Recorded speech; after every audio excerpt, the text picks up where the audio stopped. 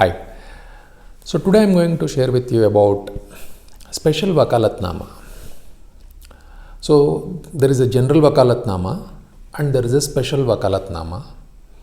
And sometimes when you want to give power to your junior to attend cases, then there is another Vakalatnama called a consent Vakalatnama.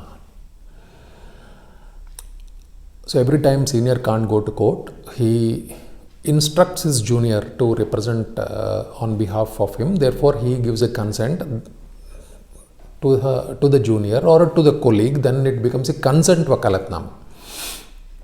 General Vakalatnama is the Vakalatnama that is used every day in courts. Now, what is special Vakalatnama and where it is used? Now, when you want to compromise a case, all the parties must be present in the court with all their counsels. If counsels are present and parties are not present, compromise will not be executed.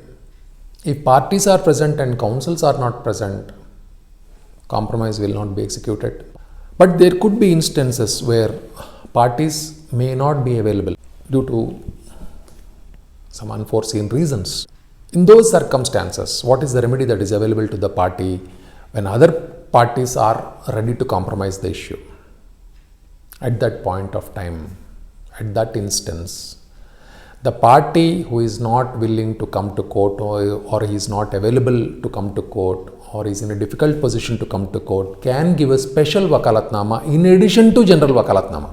So, general Vakalatnama will already be there in the court. In addition to general Vakalatnama, if the party chooses not to come for compromise, he has to give a special Vakalatnama exclusively for performing the act of compromise. Like general power of attorney, special power of attorney, it is a general Vakalatnama and a special Vakalatnama. Hope I am clear. Thank you. Thanks for watching. If you have any doubts, kindly comment.